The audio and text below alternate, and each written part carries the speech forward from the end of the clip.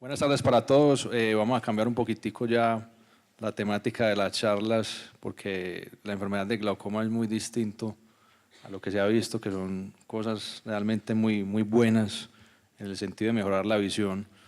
Lastimosamente el glaucoma es una enfermedad que te quita la visión de forma irreversible por ser una enfermedad que daña el nervio óptico, hace que pierda sus fibras y se dice que es la principal causa de ceguera irreversible a nivel mundial.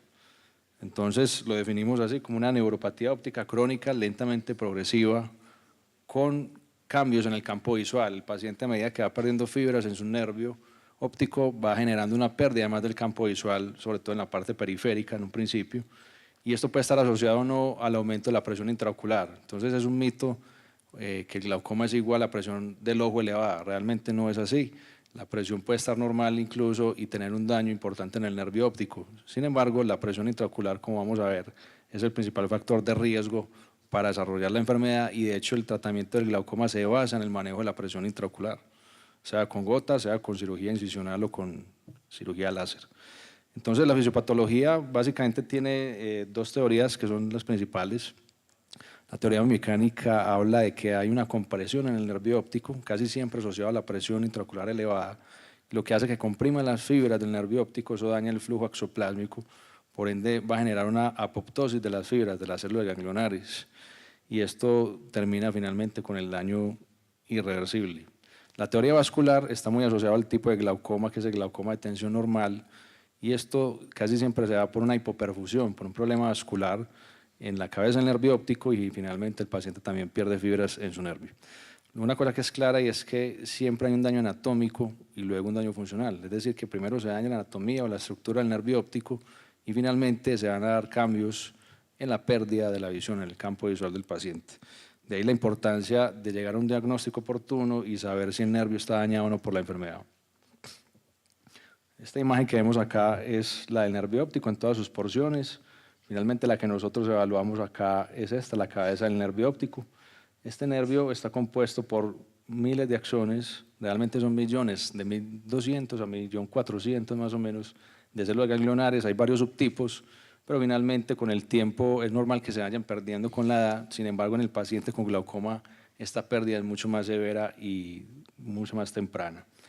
Esta es una imagen de lo que es el nervio óptico, aquí vemos una foto del fondo de ojo, principalmente el nervio, son papilas completamente normales, fíjense que el nervio está compuesto por un reborde que es el reborde del disco y esta parte central es la excavación. Lo más importante no es que el paciente tenga excavaciones por fuera de lo normal, sino que este reborde, que es donde van las fibras de las células ganglionares, se vayan perdiendo con el tiempo. Esto de forma indirecta hará que se aumente la excavación y finalmente el paciente sea sospechoso de glaucoma o ya tenga un glaucoma. Finalmente hay signos que se ven de forma temprana que nos permiten hacer el diagnóstico oportuno. Esto es lo que pasa en el glaucoma, esta es la visión de un paciente con un glaucoma inicial, pero fíjense cómo a medida que pasa el tiempo y avanza la enfermedad, se va perdiendo la visión periférica hasta hacer una constricción importante del campo visual. Finalmente el paciente puede quedar obviamente sin visión central incluso, ya en estadios mucho más severos. Esto es una imagen que les voy a mostrar acá de lo que es la fisiología del humor acuoso.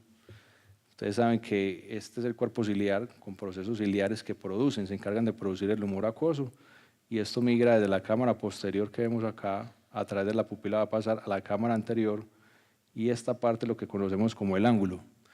Tenemos forma de evaluar el ángulo y saber si son ángulos abiertos o ángulos estrechos y esto nos puede ayudar a determinar el diagnóstico y el manejo de cada paciente.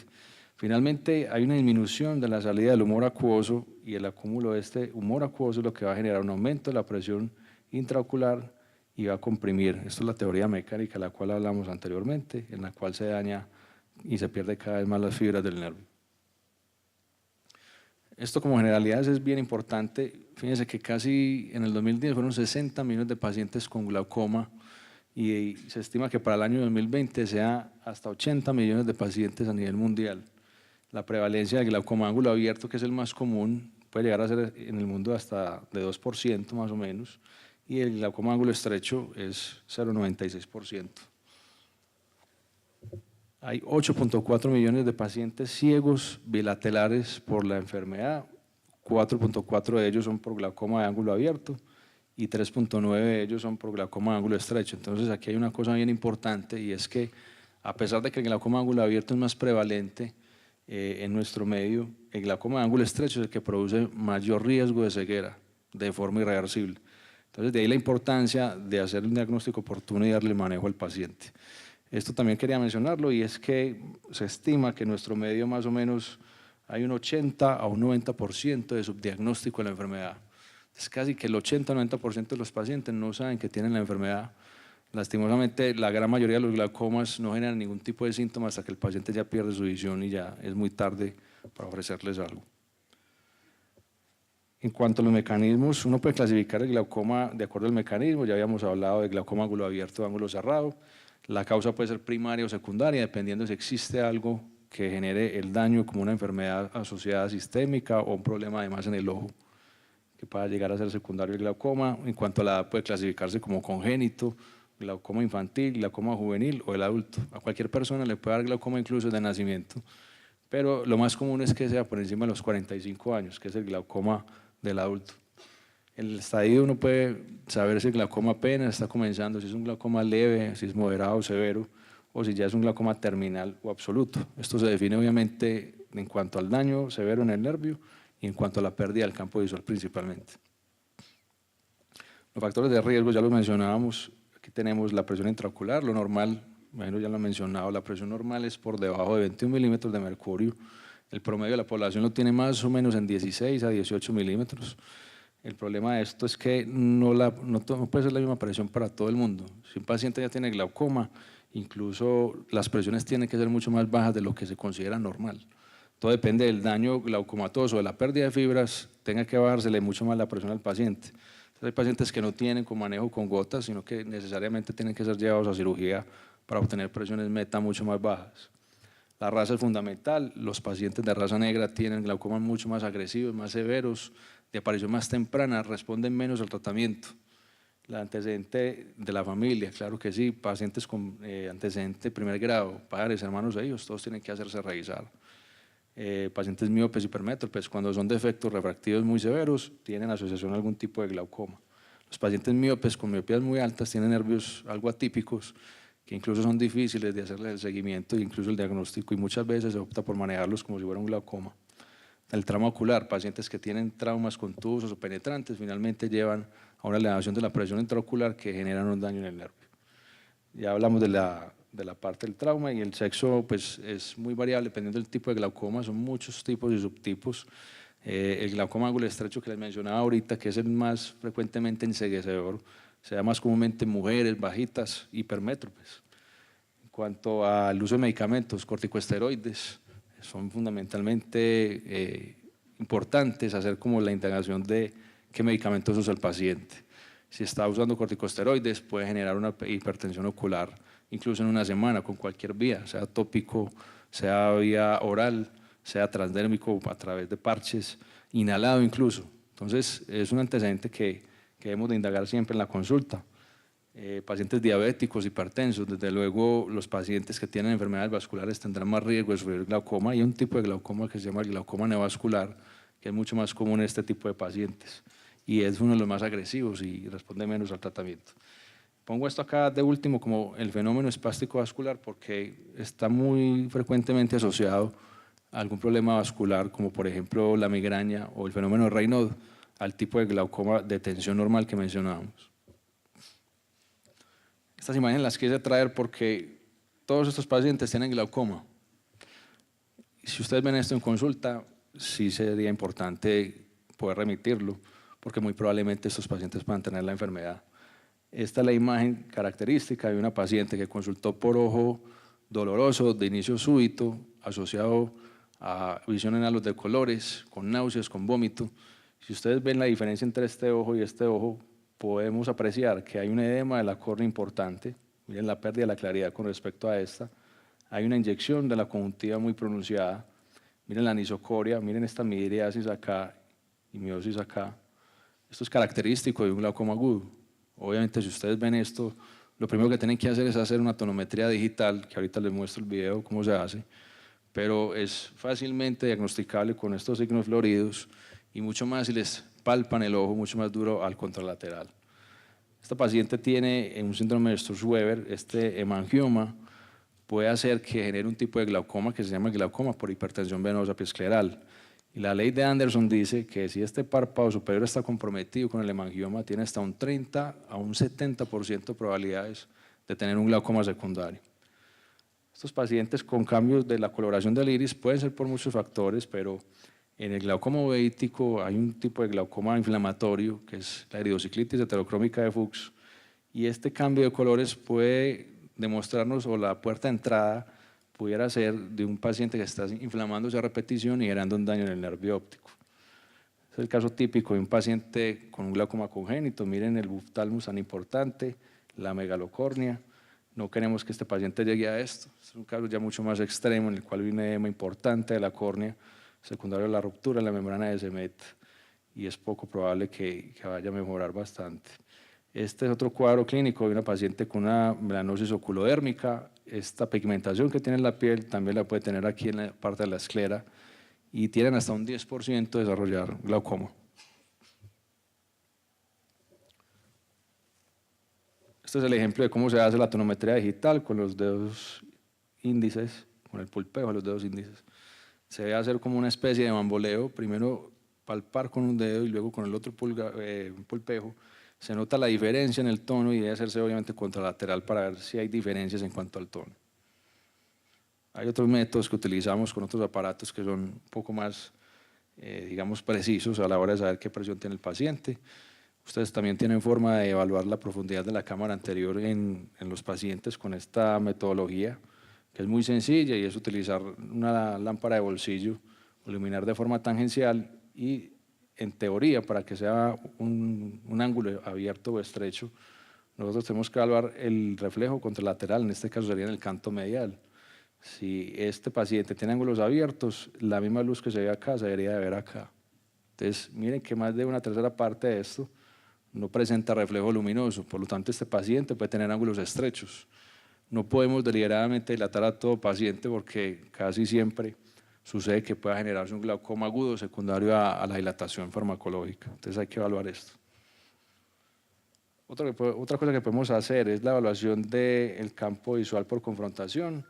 Simplemente señalarle al paciente estímulos al frente de él, hacer que se tape primero un ojo para evaluar ese y luego el contralateral y colocar dedos en cada cuadrante del campo visual, que el paciente vaya determinando y definiendo qué tantos logra observar y luego repetirlo con el otro ojo. Puede hacerse de forma más precisa, incluso con objetos algo llamativos o más pequeños, incluso mucho más hacia la periferia del campo visual, como es esto, por ejemplo, una colombina, lo que tengan a mano en la consulta. A medida que vamos acercando, el paciente debe decir en qué momento lo percibe, ¿sí? Esto se compara obviamente con el campo visual que uno tiene y puede precisar si realmente el paciente tiene deficiencias o no. Es una forma manual de hacerlo.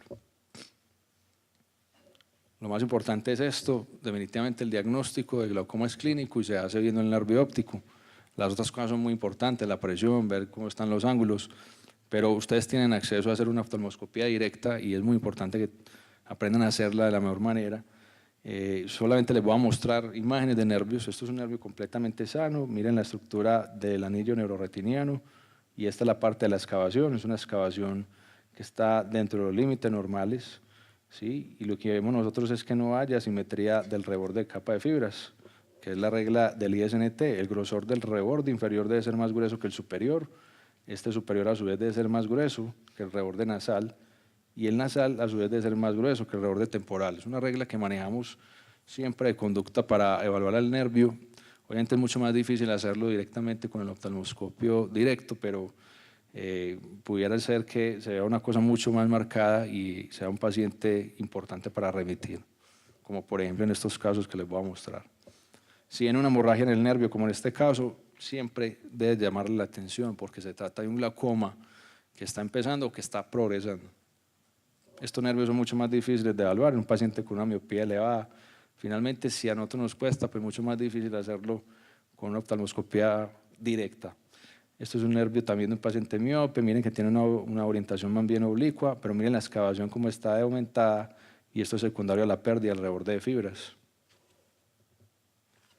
lo que hablábamos ahorita, ustedes pueden saber incluso el tamaño del nervio óptico, si es macrodisco, si está por encima del tamaño normal, si es normodisco o incluso microdisco, con solamente este instrumento. Solamente se trata de poner el anillo de iluminación, el más grande de todos, y si este coincide con el tamaño del nervio óptico, podemos hablar que se trata de un normodisco.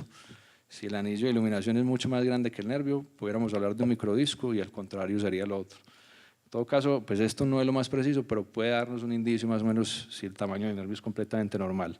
Tenemos otros métodos para evaluarlo, pero ya con la lámpara de hendidura. Diferentes tamaños de nervios, esto es un microdisco, esto es un normodisco y esto es un macrodisco. La coloración del nervio también es fundamental. Por lo general, lo más sano en el nervio es que sea de color rosado o de color naranjado, pero si ustedes ven una palidez de entrada al hacer la oftalmoscopía directa, piensen que este paciente puede tener alguna otra enfermedad distinta a la de glaucoma o otro tipo de neuropatía óptica. Esto es simplemente para demostrar que el nervio puede ser esto y que hay que verlo en su profundidad y con todo el contorno. No importa tanto esta parte, sino que importa es esta parte. Entonces, cuando ustedes se vayan a hacer el fondo de ojo, directamente ver el reborde del nervio más que esto, porque esto puede estar grande, nervio grande, eso es lo común, pero si tienen nervios chiquitos y esta excavación es más grande, desde luego será un nervio mucho más sugestivo de la enfermedad. Esto es lo que mencionamos ahorita de la regla ISNT, ya lo dijimos. Y estos son nervios enfermos, estos son nervios glaucomatosos. Miren que a medida que avanza la enfermedad se va perdiendo este reborde acá, la simetría. Esto está adelgazado. Miren que la excavación aumenta mucho más de tamaño. Y ustedes pueden ver aquí una zona mucho más oscura comparado con respecto a esto. Esto es el defecto de capa de fibras que se genera por el daño en el nervio óptico. A medida que el nervio se daña más, se pierden mucho más fibras y obviamente disminuye el campo visual en el paciente.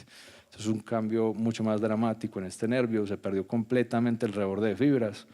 Todo esto es completamente excavado, incluso miren que este vaso que venía acá tenía algo de sostén anteriormente, pero ya está completamente perdido. Esto sigue la profundidad de la pared de la excavación. Eso es lo que se conoce como un vaso en bayoneta. Esto es mucho más difícil de discernir todavía, pero los vasos nos dan una ayuda importante para saber si hay progresión de la enfermedad. Este vasito viene acá y tiene esta trayectoria. Miren que este se rectifica aquí cada vez más y esto nos ayuda a saber que aquí la excavación es más chiquita que acá. Por lo tanto, este paciente tiene progresión de su enfermedad. Obviamente esto es difícil verlo en un oftalmoscopio directo, pero son signos que quiero que ustedes entiendan para que sepan que esta enfermedad se puede hacer el seguimiento obviamente y saber si hay progresión o no como tal. Asimetrías en cuanto a la excavación. No es normal que haya una excavación más grande en un nervio que en el otro. Aproximadamente mayor de 0,2 se considera como a este contrario. Sin embargo, la excavación es generosamente aumentada en ese. Este es la capa de fibras nerviosas. Voy a adelantar un poquito. Esto ya lo vimos. Aquí se ve el signo de Hoyt, que es lo que acabo de mencionar, y es la pérdida de capa de fibras. Es un nervio completamente deteriorado, es un nervio muy dañado. Esto ya lo vimos, son nervios glaucomatosos y son signos que uno puede evidenciar. Esto es un nervio completamente sano, miren la gran diferencia a las otras imágenes, miren la excavación pequeña y un nervio de buena coloración con buenos rebordes de anillo retiniano. Un nervio completamente excavado. Muy bien. Hay técnicas que nosotros podemos evaluar. Quería mostrarles esto porque ustedes pueden ver esto en la imagen, incluso aumentada con el oftalmoscopio. Y esta atrofia que tiene esto acá, esta midriasis es secundaria, un glaucoma agudo. Esto lo pueden ver fácilmente y pueden llegar al diagnóstico de tuvo un glaucoma agudo, por ejemplo. La catarata, evidentemente, es un factor de riesgo para generar cualquier tipo de inflamación y secundario a esto, un glaucoma. Entonces, todos estos son subtipos de glaucoma, son muchas enfermedades en una sola y que finalmente lo que van a hacer es dañar el nervio óptico. Les muestro ya acá lo último que es la parte de la evaluación del paciente. Esto nos ayuda a ver la función del nervio óptico y es el campo visual. Estos puntos negros que se ven acá son puntos que el paciente no percibió de estímulo durante el examen. Finalmente pueden congregarse y formar un patrón glaucomatoso, que en este caso sí lo hay. Tiene un escotoma, que es un escotoma arqueado doble, y esto es compatible con la pérdida de la función del campo visual. Esto es para medir las fibras, tenemos forma de medirlo por medio de tomografía y obviamente correlacionándolo con la clínica nos puede llevar a hacer el diagnóstico final. Son cirugías que hacemos, la trabeculectomía, que es formar una ampolla para que drene el humor acuoso y bajar la presión, o un implante valvular, son como las más comunes. Y como conclusiones entonces dejo que, primero, no todo ojo rojo es igual a glaucoma, ojo rojo doloroso. Hay diagnósticos diferenciales, queratitis, conjuntivitis, en fin, un poco de cosas, pero la tonometría finalmente nos va a dar la respuesta. Siempre se debe realizar tonometría digital en caso de estos pacientes, evaluar muy bien las pupilas, si hay asimetría en ellas. En caso de duda, nunca dilaten al paciente, más bien remítanlo. Nervios que son atípicos, que los ven en el fondo de ojo, definitivamente de mandarlo al especialista. Y siempre hagan preguntas acerca de los medicamentos, porque los medicamentos pueden generar glaucoma y muy frecuentemente asociados a glaucoma de ángulo estrecho. Pacientes con factores de riesgo, raza negra, trauma ocular severo, diabéticos, deben ser evaluados por el especialista. Muchas gracias.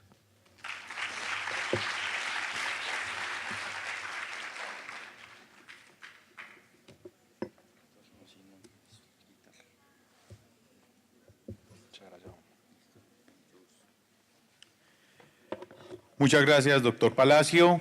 A continuación, el doctor William López, oftalmólogo, abordando la temática salud ocupacional en oftalmología.